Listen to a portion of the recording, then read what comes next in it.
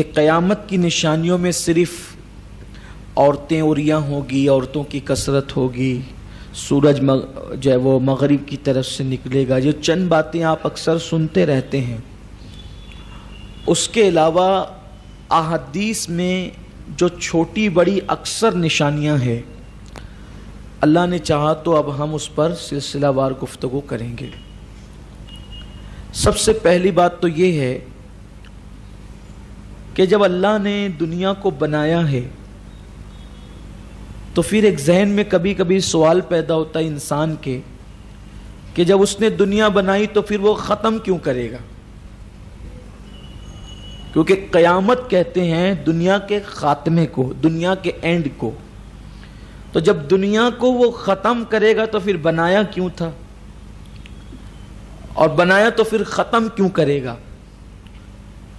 تو پہلی بات تو یہ ہے کہ وہ ایسا کیوں کرے گا، اس کے ہر کام میں حکمت ہے۔ حکمت سمجھ میں آئے یا نہ آئے، اس کے ہر کام میں حکمت ہے، اور ایک نہیں کروڑوں حکمتیں ہیں، اور ہمارا چھوٹا سا دماغ اس کو محسوس نہیں کر سکتا۔ دوسری چیز، اللہ تبارک و تعالی نے دنیا بنا کر پھر قیامت اور پھر جنت اور جہنم ایسا کیوں کیا؟ تو بات یہ ہے کہ جو لوگ بہت سیٹھ گھرانے میں پیدا ہوتے ہیں، بہت کروڑ پتی لوگ جو ہوتے ہیں، ان کو بریانی کی اہمیت نہیں پتہ ہوتی، ان کو اچھے کھانوں کی اہمیت نہیں پتہ ہوتی، ان کو اچھے لباس کی اہمیت نہیں پتہ ہوتی۔ کیوں؟ اس لیے کہ جس کو پیدائشی طور پر قیمتی لباس ملا ہو، اور پیدا ہوتے ہی جس کو نرم گدا ملا ہو، پیدا ہوتے ہی جس کو اچھی سے اچھی غذائیں ملی ہو، پیدا ہوتے ہی جس کو اونچی سے اونچی کاریں اور سواریاں ملی ہو، اس کو اس کی اہمیت کا اندازہ نہیں ہوتا، تو وہ بگڑ جاتا ہے، وہ اس پہ شکر نہیں کرتا۔ لیکن ایک وہ شخص جس نے غربت میں دن کاٹے، جس کے پاس سائیکل بھی نہیں تھی، جس کے پاس پہننے کو چپل بھی نہیں تھی، اب جب اللہ اس کو دولت دیتا ہے، وہ پھر بائک پہ گھومتا ہے، سواریوں میں گھومتا ہے، تو پھر اس کو بہت شکر ہوتا ہے کہ میرا پہلا وقت کیا تھا اور آج مجھے اللہ نے کیا دیا ہے، تو اس کے اندر شکر کا جذبہ پیدا ہوتا ہے۔ تو اللہ نے دنیا بنانے کی ایک حکمت یہ بھی ہے کہ بندے دنیا کا کھا لے، دنیا میں پی لے، دنیا میں سو لے، دنیا کے بستر پہ لیٹ لے، دنیا کے مکانات میں رہ لے، اور اس کے بعد پھر آخرت میں جنت کی نعمتیں جب ملے گی تب اس کو پتا چلے گا کہ میں تو دنیا ہی کی نعمتوں کو سب کچھ سمجھتا تھا، لیکن آخرت کی نعمت تو دنیا سے کروڑوں درجہ زیادہ ہے، اس کو احساس ہوگا۔ پھر اللہ تبارک و تعالی ڈائریکٹ جنت اور دوزخ میں ڈال دیتا تو ممکن ہے کوئی بدبخت اعتراض کرتا کہ اس کو تو جنت مل گئی، مجھے تو نہیں ملی۔ تو اللہ نے دنیا میں چھانٹنے کے لیے کہ کون جنتی، اچھے کام کرنے والا، ان الابرار لفی نعیم وان الفجار لفی جحیم، نیکوں کے لیے جنت ہے اور گنہگاروں کے لیے جہنم ہے، تو اللہ فاجروں کے لیے جہنم ہے۔ تو اللہ تبارک و تعالیٰ نے فیصلے کے لیے، چھانٹنے کے لیے دنیا بنائی ہے، اور پھر دنیا کو اللہ سمیٹ دے گا، دنیا ختم ہو جائے گی۔ اب آگے انشاءاللہ آپ سنیں گے کہ دنیا کب ختم ہوگی۔ ایک اندازہ ہے، لیکن اس پر مکمل یقین نہیں رکھنا چاہیے، لیکن ایک اندازہ ہے کہ سن 1900 ہجری میں، سن 1900 ہجری میں، ابھی کیا چل رہا ہے 1439، اور 1900 ہجری میں انشاءاللہ امام مہدی کی آمد ہوگی۔ یہ یعنی تقریباً آج سے کم و بیش 400 سال، کم و بیش 400 ساڑھے 400 سال کے بعد حضرت سیدنا ہے نا کتنا 500 سال، ابھی 1339 چل رہا ہے، جی سوری 1439 چل رہا ہے، یعنی 15ویں صدی چل رہی ہے، تو ابھی تقریباً 60 سال اس کے لے لیں تو کتنے ہو جائیں گے 1500، اور پھر ادھر 1900، تو کتنے سال 400 سال، یعنی تقریباً ابھی 450 سال کا عرصہ باقی ہے کم و بیش امام مہدی کے ظہور کے لیے۔ اب یہ گفتگو آگے انشاءاللہ دلائل کے ساتھ آئے گی، لیکن حتمی طور پر نہیں، میں حتمی طور پہ نہیں کہہ رہا ہوں، ایک اندازہ ہے۔ امام اہل سنت سیدی اعلیٰ حضرت رضی اللہ تعالیٰ نے سید المکاشفین سیدنا شیخ محی الدین ابن عربی ان کے کلام سے حساب جوڑ کر کے لگایا کہ 1800 کچھ کے اندر ساری دنیا سے اسلامی حکومتیں ختم ہو جائے گی، اور انشاءاللہ امید ہے کہ 1900 ہجری جب چل رہی ہوگی تو امام مہدی کا ظہور ہوگا، اور امام مہدی کا جب ظہور ہوگا تو اس کے بعد بہت کم دن بچیں گے اور دنیا فنا ہو جائے گی۔ یعنی یوں سمجھ لیں کہ بہت کر کے اندازہ، حتمی طور پہ نہیں، پھر کہتا ہوں حتمی طور پہ نہیں، کہ 2000ویں صدی یعنی 2000 سال مکمل ہوتے ہوتے دنیا فنا ہو جائے گی اور قیامت آئے گی۔ یعنی اب قیامت بہت کم بچی ہوئی، قیامت کا وقت اب بہت کم بچا ہوا ہے۔ تو قیامت کی نشانیاں ہیں، اور قیامت کی نشانیاں آج سے نہیں بلکہ 1450 سال سے کم و بیش نشانیاں ظاہر ہی ہوتی جا رہی ہے۔ قیامت اور دنیا جب ختم ہو جائے گی، یہ پوری دنیا ختم ہو جائے گی، زمین ختم ہوگی، آسمان ختم ہوں گے، چاند و سورج سب ختم ہو جائے گا اور سب فنا ہو جائیں گے، پھر سور پھونکا جائے گا، ابھی آگے سور کا ذکر بھی آ رہا ہے۔ پھر اس کے بعد قیامت قائم ہوگی، میدان محشر قائم ہوگا۔ میدان محشر کہاں ہوگا انشاءاللہ اس کا تذکرہ بھی ابھی آپ آگے سنیں گے۔ ابھی سر دست یہ ہے کہ قیامت قائم ہونے میں حکمت یہ ہے کہ جب تک قیامت نہیں قائم ہوگی ہمیں جنت نصیب نہیں ہوگی، قیامت کے بعد ہی جنت ہے۔ اللہ تبارک و تعالیٰ نے قرآن مقدس کے اندر ارشاد فرمایا کہ ہم نے قیامت کا علم کسی کو عطا نہیں کیا۔ حضور علیہ السلام نے بھی کہا کہ قیامت کا علم تو اللہ کے پاس ہے۔ تو اس سے کچھ لوگوں کو یہ غلط فہمی ہو گئی کہ حضور علیہ السلام قیامت کے متعلق نہیں جانتے۔ یہ بہت بڑی غلط فہمی ہے۔ حدیث نہیں سمجھنے کا یہ انجام ہے کہ لوگ غلط فہمی کا شکار ہو جاتے ہیں۔ اللہ کے رسول صلی اللہ علیہ وآلہ وسلم بہت ساری باتیں کسی حکمت کے تحت کافروں پر اور نااہلوں پر ظاہر نہیں فرماتے، لیکن اللہ کے حبیب صلی اللہ علیہ وآلہ وسلم نے صحابہ کرام کے سامنے قیامت کے حوالے سے تذکرہ فرمایا۔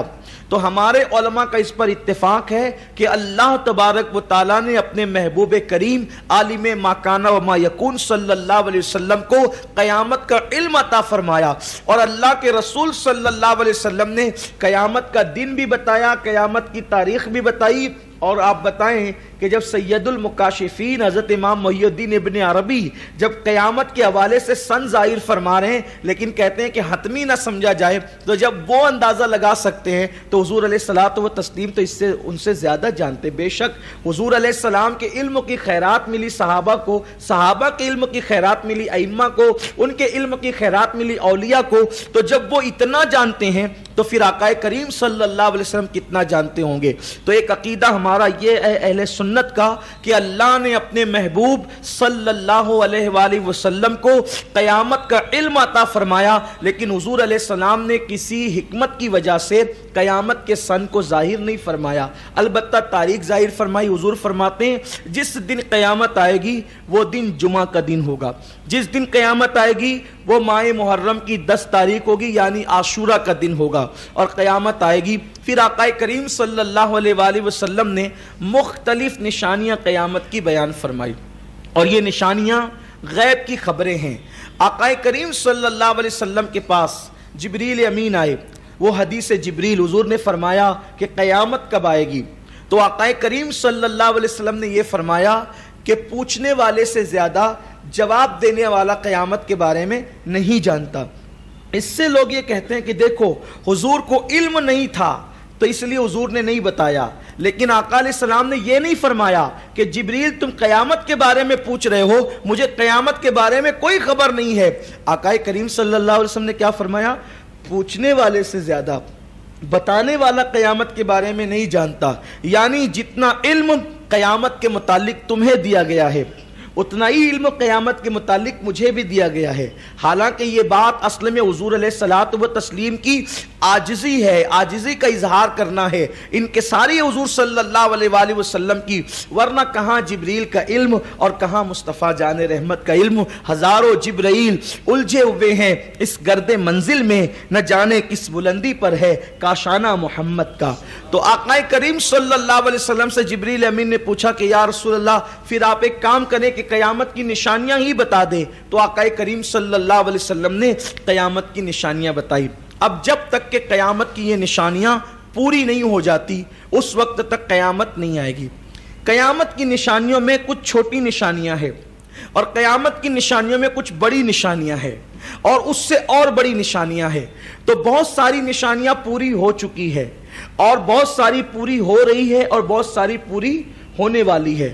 ان میں سے کچھ مذہبی نشانیاں ہیں، اس میں سے کچھ سماجی نشانیاں ہیں، اس میں سے کچھ سیاسی نشانیاں ہیں. تو آقا کریم صلی اللہ علیہ وسلم نے ساری نشانیاں بیان فرمائی.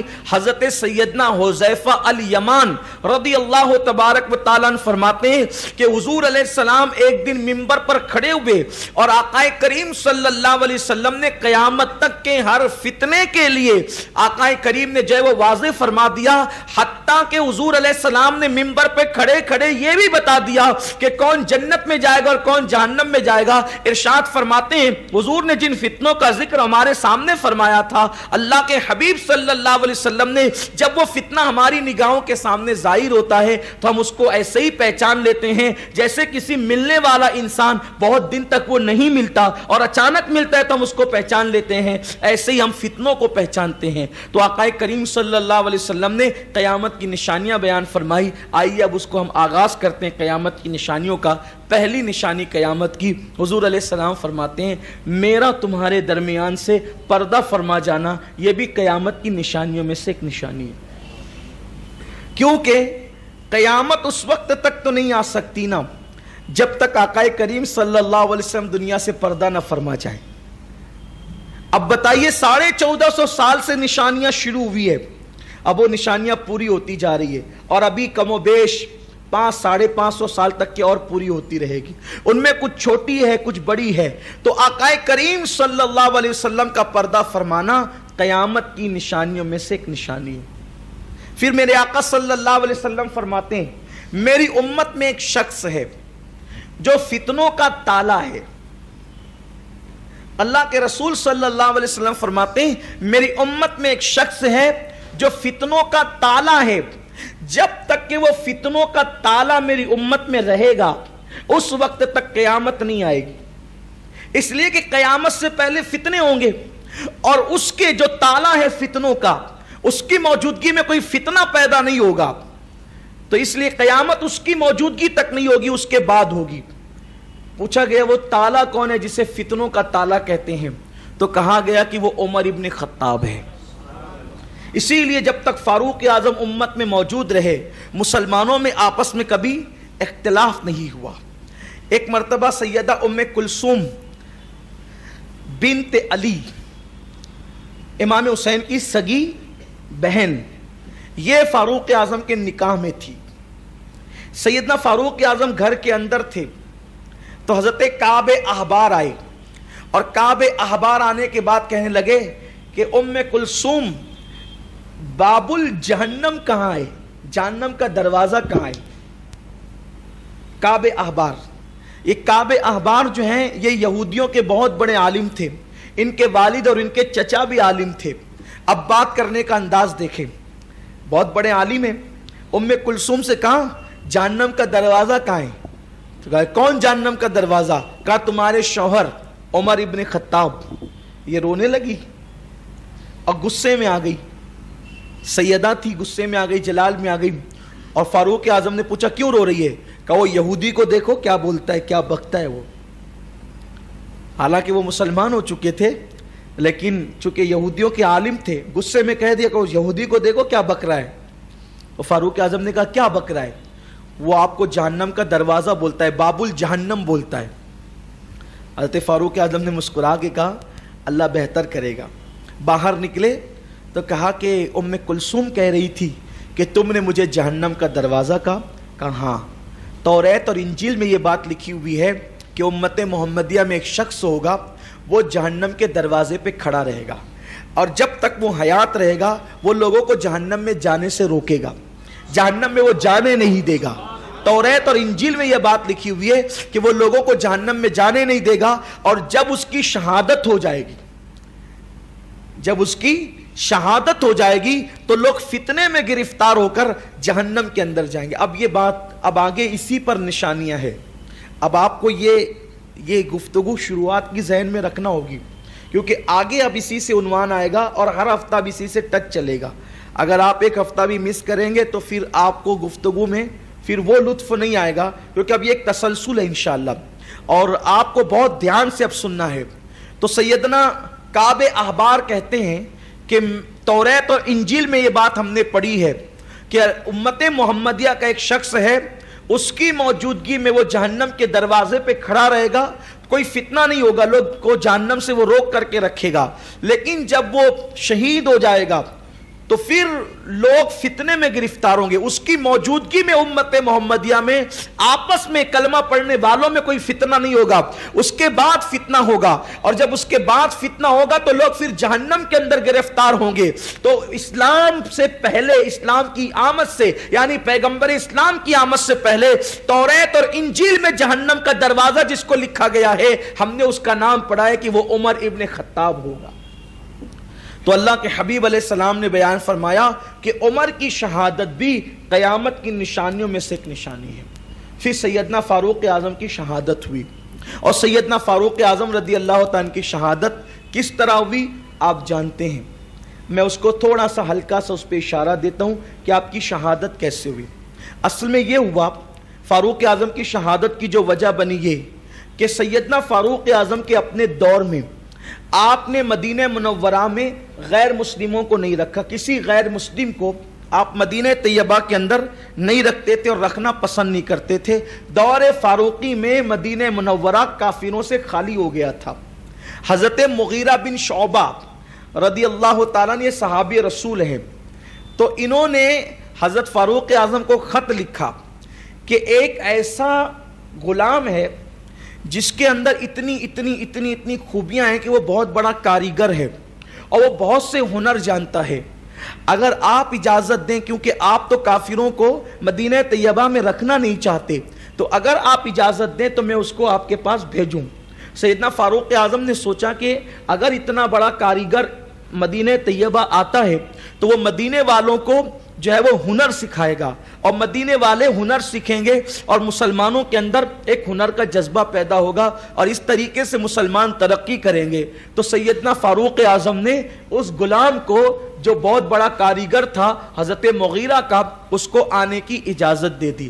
اس طریقے سے ابو لؤلؤ نام کا یہ شخص جو مجوسی تھا اور بہت کٹر تھا اپنے مذہب کے اندر، یہ بات ہمیشہ یاد رکھنی چاہیے انسان کو، اور یہ بات دماغ میں رکھنا چاہیے انسان کو کہ کافر کبھی بھی اہل اسلام کا وفادار نہیں ہو سکتا، کتنا بھی وہ لبرل اپنے آپ کو کہے، کتنا بھی نیوٹرل کہے، کتنا بھی امن پسند کہے، کافر کافر ہوتا ہے۔ کافر اسی ناگ کی طرح ہے، کافر اور مشرک اسی ناگ کی طرح ہے جس کے اندر زہر بھرا ہوا ہے، ناگ بہرحال ڈسے گا، ایسے ہی کافر اہل ایمان کو ہمیشہ نقصان پہنچائے گا۔ سیدنا فاروق اعظم نے ایک نیک مقصد کی خاطر اس کو مدینہ منورہ میں انٹری دی، اور ابو لؤلؤ نام کا وہ نوجوان جب مدینہ طیبہ میں آیا تو مسلمانوں کے خوبصورت بچوں کو دیکھتا تو اندر سے جلتا وہ، اور جو ہے وہ ان کے سروں پہ ہاتھ رکھ کے روتا اور کہتا کہ مسلمانوں کے بچے اتنے خوبصورت ہیں، مسلمانوں کے بچے اتنے ذہین ہیں۔ اس طریقے کی باتیں کر کے وہ آپس دل کے اندر جو ہے وہ بہت کڑتا تھا۔ تو فاروق اعظم رضی اللہ تعالیٰ نے اس کو کہا کہ کچھ لوگوں کو سکھاؤ، تو جناب مغیرہ اس سے کچھ جو ہے وہ پیسے لیتے تھے کہ تو ہنر جانتا ہے، اتنا کماتا ہے، اتنا مجھے دیا کر کیونکہ تو غلام ہے۔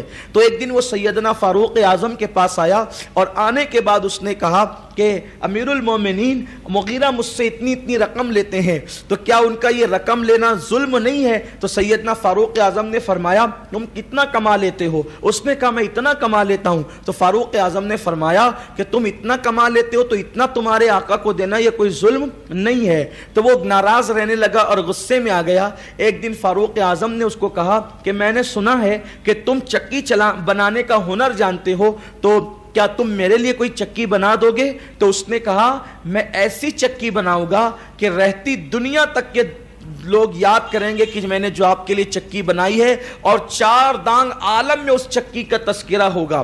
جب وہ چلا گیا، مولائے کائنات بھی موجود تھے اس محفل میں، تو سیدنا فاروق اعظم نے کہا علی اس نے جو بات کی ہے اس کا مطلب کیا ہو سکتا ہے؟ تو مولا کائنات کہتے ہیں امیر المومنین اس نے آپ کو دھمکی دی ہے جان سے مارنے کی. پھر سیدنا فاروق اعظم، لیکن وہ عمر جس کے جلال سے لوگ ہیبت میں رہا کرتے تھے، فاروق اعظم کا جلال اسلام کے لیے تھا، شریعت کے لیے تھا، اللہ کے قانون کے لیے تھا، اپنی ذات کے لیے نہیں تھا. ایک غلام دھمکی دے کر چلا گیا مگر یہ آپ کا صبر تھا. ایسے میں آپ ان دنوں میں حج کے ایام آ گئے اور آپ حج کے لیے مکۃ المکرمہ روانہ ہوئے. جب آپ حج سے واپس آنے لگے تو حج سے واپسی پر جو ہے آپ نے خواب دیکھا کہ ایک سرخ رنگ کا، لال رنگ کا مرغا ہے جس نے ناف کے درمیان آپ کو چند ٹھونگے ماری ہے. آپ وہ خواب دیکھ کر واپس آئے. حضرت اسماء بنت امیس، یہ اسماء بنت امیس کون ہے؟ یہ حضرت جعفر طیار کی جو ہے وہ بیوی رہ چکی ہے، ان کی بیوہ تھی حضرت اسماء بنت امیس رضی اللہ تعالی عنہا، اور یہ حضرت عبداللہ ابن جعفر کی جو ہے وہ والدہ ہیں. یعنی اون و محمد جن کا کربلا میں جن کی شہادت ہوئی ہے یہ ان کی دادی ہوتی ہے حضرت اسماء بنت امیس. تو اس وقت مدینہ منورہ میں عورتوں میں خواب کی تعبیر کا علم سب سے زیادہ اللہ نے اسماء بنت امیس کو عطا فرمایا تھا. تو جب یہ خواب حضرت اسماء بنت امیس کے سامنے بیان کیا گیا کہ ایک لال رنگ کا مرغا ہے جو فاروق اعظم کی ناف کے نیچے ٹھونگے مار رہا ہے، تو سیدہ اسماء بنت امیس نے فرمایا کہ اگر یہ خواب سچا ہے اور سچائی ہے تو چند دن کے بعد حضرت فاروق اعظم کی شہادت ہو جائے گی اور حضرت فاروق اعظم شہید ہو جائیں گے. اس طریقے سے یہ خواب جو ہے وہ آپ کو نظر آیا اور یہ خواب نے شہادت بتایا.